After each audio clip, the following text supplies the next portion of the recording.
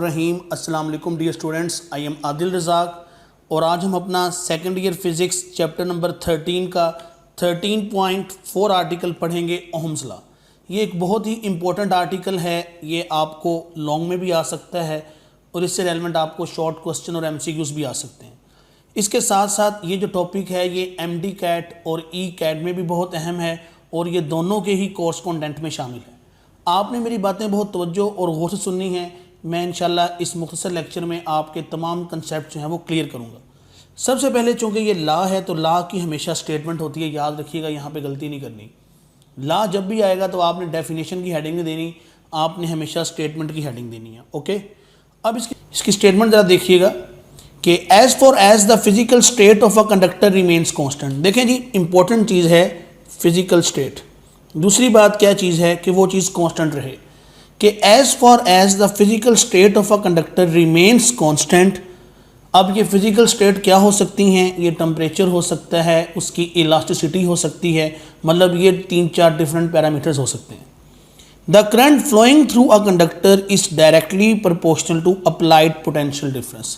कि ये आपके सामने एक कंडक्टर है, इस कंडक्टर को आपने क्या किया है, कोई पोटेंशियल डिफरेंस आपने अप्लाई किया है।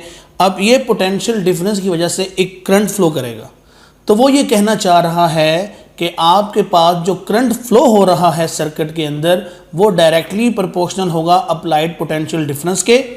कब? एक कंडीशन उसने दी है, वो कंडीशन ये है कि जब आपके पास फिजिकल स्टेट ऑफ कंडक्टर क्या होगी, कांस्टेंट। ठीक है, तो ये अब आपके पास मैथमेटिकल फार्मूला। अब ये जो इक्वेशन मैंने लिखी है आपके सामने ये वाली, ये बहुत इंपॉर्टेंट है।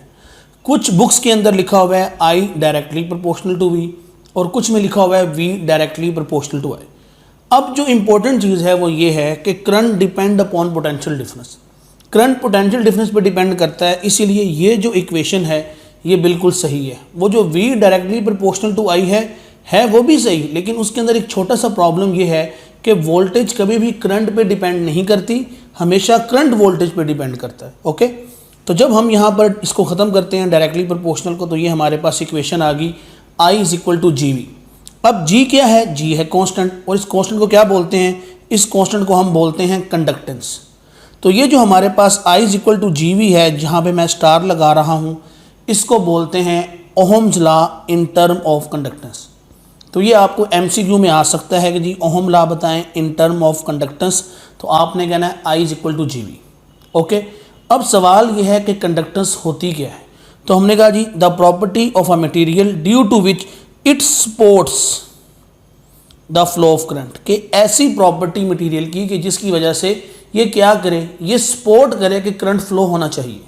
ओके, अब एक और प्रॉपर्टी होती है, उसको बोलते हैं रेजिस्टेंस। अब रेजिस्टेंस क्या होती है? The property of a material due to which it opposes the flow of current. Conductance चाहती है कि करंट फ्लो हो, रेजिस्टेंस चाहती है कि करंट फ्लो ना हो, वो अपोज करती है। अब हम देख रहे हैं डेफिनेशन से ही अब हम रिलेशन बना सकते हैं, तो हमें नज़र आ रहा है कि ये दोनों ही क्वांटिटीज़ आपस में इन्वर्सली प्रोपोर्शनल हैं। जिस मटेरियल की रेजिस्टेंस ज़्यादा होगी उसकी कंडक्टेंस कम होगी एंड वाइस वर्सा। ओके, अब हम यही वजह कि हमने कहा जी these are inversely proportional to each other, ये MCQ में आ सकता है। These are multiplicative inverse of each other, ये एंटी टेस्ट का MCQ है कि अगर हम G को R से मल्टीप्लाई करें तो आंसर हमेशा 1 आएगा। ओके, और ये इनका रिलेशन आ गया कि G = 1/R। अब हमने कहा जी Ohm's law in term of resistance. अब आप परेशान हैं थोड़े से कि ये फार्मूला तो हमने ओहम्स लॉ का कभी पढ़ा ही नहीं है। आपने पढ़ा हुआ है V = IR। अभी मैं आपको समझाता हूँ कि वो फार्मूला कैसे बनता है। तो ये देखें, Ohm's law in term of resistance, हमें पता है कि I = GV, ये आपके पास आ गई पहली इक्वेशन। G = I/R, ये भी मैंने पढ़ाया, आ गई सेकेंड इक्वेशन।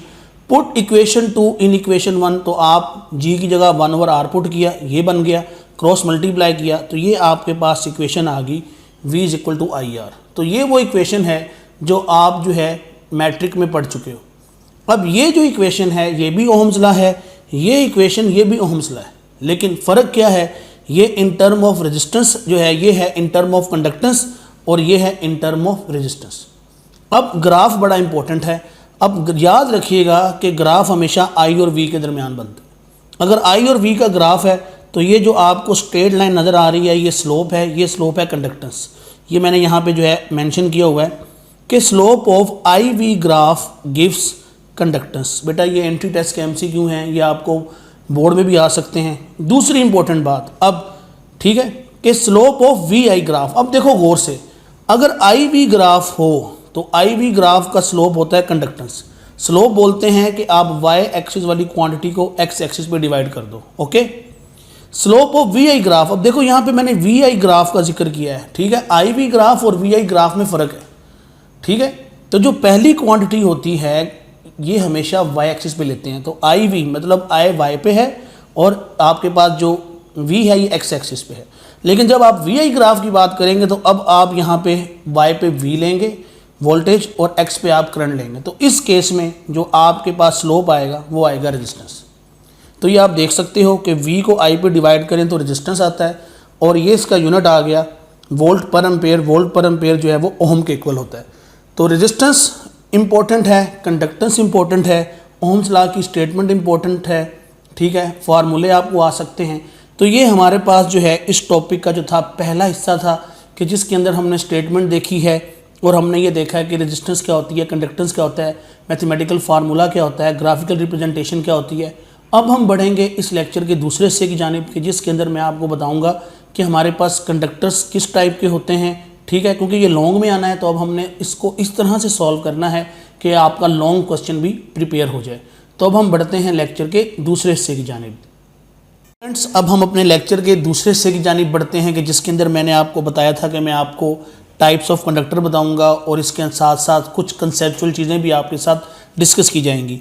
इन लेक्चर्स का मकसद आपको एक मुकम्मल और बेहतरीन अप्रोच देना है फ़िज़िक्स की, इसीलिए आप कोशिश करेंगे आप मेरी बातों को जो है वो तवज्जो के साथ सुने और साथ साथ जो है आप चीज़ों को नोट करें। ये बहुत ही डिटेल और कम्प्रीहेंसिव लेक्चर्स मैं आपको दे रहा हूँ कि जिसके अंदर मैं खुद थ्योरी आपको लिख के दे रहा हूँ, इसीलिए क्योंकि बच्चों को एग्ज़ाम के अंदर जो है वो थ्योरी लिखनी होती है, चीज़ों को समझना होता है, इसलिए जितने भी इंपॉर्टेंट कंसेप्ट्स हैं वो मैं आपके साथ डिस्कस कर रहा हूँ। देखिए जी, सबसे पहले हम बढ़ते हैं अब टाइप्स ऑफ कंडक्टर। तो हमारे पास 2 टाइप्स हैं, ओहमिक एंड नॉन ओहमिक। सबसे पहले हमने ये देखना है कि ओहमिक कंडक्टर क्या होता है। अब ये आपको शॉर्ट क्वेश्चन में भी आ सकता है कि जी आप ओहमिक और नॉन ओहमिक के दरमियान आप डिफरेंस बताओ, ठीक है। तो आपने सबसे पहले ओहमिक को डिफाइन करना है, the conductor which obeys Ohm's law, ठीक है जी। सिंपल सी बात है कि हम कहते हैं जी ओहमिक वो होगा जो ओहम्स लॉ को ओबे करेगा। The graph between I V is a straight sloping line starting from origin. अब यहाँ पर आपने याद रखना है कि ये ओहमिक है, तो ओहमिक में हमें पता है जी I is directly proportional to V. यही वजह है कि यहाँ पे जो ग्राफ होगा वो एक स्ट्रेट लाइन होगी, वो डायरेक्टली प्रोपोर्शनल होगा और स्ट्रेट लाइन हमेशा डायरेक्टली प्रोपोर्शनल की होती है, याद रखनी है बात, ठीक है। अब इसकी एग्जांपल ये आपको MCQ में आ सकती है जी कि आप ओहमिक कंडक्टर की एग्जांपल दें, तो याद रखिएगा कार्बन फिल्म रजिस्टर जो है ये ओहमिक कंडक्टर की एग्जांपल है और ये इसका ग्राफ आ गया, ठीक है जी। ग्राफ में आप देख सकते हो कि आई वी ग्राफ है और ये एक स्ट्रेट स्लोपिंग लाइन है कि जिसका स्लोप जो है वो कंडक्टर्स है, ओके। इसके बाद हम बात करते हैं जी नॉन ओहमिक कंडक्टर्स की। तो देखें जी, हम कहते हैं simple the conductor which does not obey Ohm's law, ठीक है जी। इसको आप अंडरलाइन कर सकते हैं, ठीक है जी। विच ओबेज ओहम लॉ, इसको भी अंडरलाइन कर दें, इसको भी अंडरलाइन कर दें। Which does not obey Ohm's law, ठीक है जी, हम उसको बोलते हैं कि नॉन ओहमिक कंडक्टर है। The graph between I V graph will not be a straight line, ठीक है जी। अब चूंकि डायरेक्टली प्रोपोर्शनल नहीं है तो फिर अब ये शर्त है कि डायरेक्टली प्रोपोर्शनल नहीं होगा तो आपके पास स्ट्रेट लाइन ग्राफ भी नहीं होगा। अब इसकी एग्जांपल देख लें, एग्जांपल बहुत अहम है, ये आती भी हैं। ये पहली एग्जांपल है जी हमारे पास फिलामेंट बल्ब, दूसरी जो एग्जांपल है वो है जी हमारे पास डायोड और तीसरी जो है वो है थर्मिस्टर। ये 3 एग्जांपल्स हैं, दोबारा से सुन लें अगर नज़र नहीं आ रहा तो। फिलामेंट ऑफ बल्ब, डायोड, ये वर्ड है डायोड, यहाँ पे लिख रहा हूँ मैं, नीचे लिखा हुआ है ये आप देख सकते हो, डायोड। तीसरा है थर्मिस्टर, ओके। तो ये आपके पास फिलामेंट का जो है वो ग्राफ है। ये ग्राफ एंट्री टेस्ट में आ चुका है एक दफ़ा कि उसने ग्राफ वाला सवाल दिया था, बताया था कि पूछा था कि जी बताएं ये कौन सा ग्राफ है, ठीक है। तो आपको ग्राफ की पहचान होनी चाहिए, ये MD कैट में आ चुका है। ये जो ग्राफ है ये डायोड का ग्राफ है। ये दोनों डायग्राम्स आपकी बुक पे बनी हुई हैं, आप वहाँ से भी देख सकते हो, ओके। अब यह जी कंसेप्चुअल नॉलेज, इसकी सबसे ज़्यादा इंपॉर्टेंस है और ये है जी हमारे लेक्चर का आखिरी हिस्सा और इस बात को आपने बहुत तवज्जो और गौर से सुनना है। सवाल ये है कि एक कंडक्टर ओहमिक से नॉन ओहमिक की तरफ क्यों जाता है, या हम दूसरे लफ्ज़ों में ये कहते हैं कि कंडक्टर ऐसे करता ही क्यों है कि वो ओहम्स लॉ को ओबे ना करे। वजह क्या है कि डेविएशन की, कि ओहमिक से नॉन ओहमिक की आप रीज़न बताएं डेविएशन की। तो इस बात को आपने समझना है ज़रा। देखें, अब इस बात का जवाब आपकी स्टेटमेंट में छुपा हुआ है। वो स्टेटमेंट क्या है कि as far as the physical state of conductor remains constant.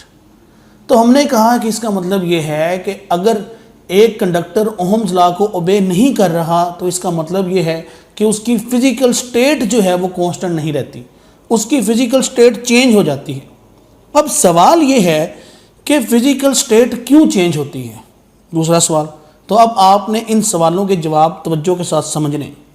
हमने कहा जी as current flows due to collision of drifting electrons, ये मैं आपको समझा चुका हूँ कि इलेक्ट्रॉन जो है वो कोलाइड करता है ड्रिफ्ट करते हुए, इस वजह से करंट फ्लो होता है। ओके, और हमें पता है कि जब ये कोलिजन होती है तो काइनेटिक एनर्जी कंजर्व होती है। अब काइनेटिक एनर्जी का टेम्परेचर के साथ आप देखते हैं जी डायरेक्ट रिलेशन है, ये आप देख सकते हो।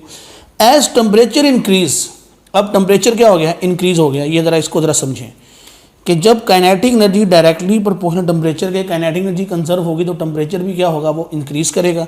हमने कहा जी as temperature increases physical state of conductor does not remains constant. तो यही बात आपने लॉ में शुरू में की थी कि फिजिकल स्टेट कांस्टेंट होगी तो ओहम्स लॉ ओबे होगा। अब देखें जी टेम्परेचर बढ़ गया है कंडक्टर का, ठीक है। इसकी सिंपल सी मिसाल क्या है, मैंने आपको पहले कहा था कि जब आप मोबाइल चार्ज करते हैं तो आप देखते हैं कि कंडक्टर जो है, आपके पास जो मोबाइल चार्जर है वो भी हीटअप हो जाता है और आपका मोबाइल भी जो है वो हीटअप हो जाता है। वजह क्या है कि वो कोलिजन है, हीटिंग इफेक्ट है, तो टेम्परेचर तो बढ़ना ही बढ़ना है। तो अगर टेम्परेचर बढ़ गया, हमने कहा जी फिजिकल स्टेट कांस्टेंट नहीं रही, यही वजह है कि अब ओहम्स लॉ ओबे नहीं होगा। So Ohm's law is not obeyed.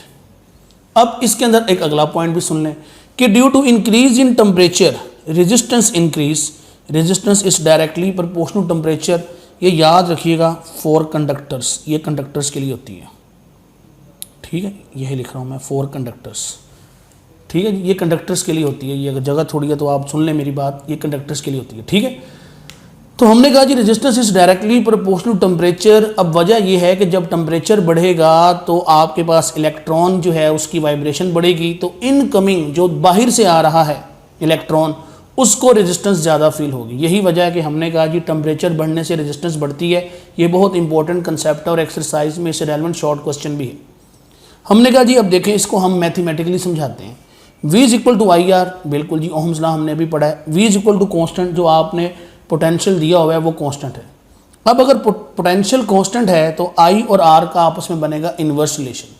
अगर रेजिस्टेंस बढ़ेगी तो करंट कम हो जाएगा, अगर रेजिस्टेंस कम होगी तो करंट बढ़ जाएगा। तो हमने कहा देखें जी वोल्टेज तो कांस्टेंट है और करंट क्या हो रहा है, वो बढ़ रहा है, कम हो रहा है, मतलब उसके साथ डायरेक्ट रिलेशन नहीं है। तो जब डायरेक्ट रिलेशन नहीं होगा हम कहेंगे जी ओहम्स लॉ ओबे नहीं हुआ। तो ये है जी वो मेन कंसेप्ट कि जिसके ज़रिए हम कहते हैं कि एक कंडक्टर ओहमिक से नॉन ओहमिक की तरफ चला जाता है। मेन रीज़न हमने कहा जी फिजिकल स्टेट नहीं सेम रहती। फिजिकल स्टेट क्यों नहीं सेम रहती, हमने कहा जी टेम्परेचर बढ़ जाता है। टेम्परेचर क्यों बढ़ता है, हमने कहा जी रेजिस्टेंस की वजह से, कोलिजन की वजह से। तो ये वो आपके पास मेन कंसेप्ट है कि जिसकी वजह से आपने इस पूरे टॉपिक को ग्रैब करना है। तो यहाँ पर ये हमारा टॉपिक एंड होता है। इंशाल्लाह कल जो है मैं आपको जो है वो रेजिस्टेंस के बारे में डिटेल कंसेप्ट समझाऊंगा। कल का लेक्चर बहुत इंपॉर्टेंट होगा, उसके अंदर मैं आपको एंट्री टेस्ट लेवल की चीज़ें बताऊंगा, ठीक है। तो आपसे रिक्वेस्ट है कि आप चैनल को सब्सक्राइब करें, वीडियो पसंद आए तो इसको लाइक कीजिए, इसको अपने दूसरे दोस्तों के साथ भी शेयर कीजिए ताकि हम ज़्यादा से ज़्यादा दूसरों की भी मदद कर सकें। अपना ख्याल रखिएगा। अल्लाह हाफिज़, टेक केयर।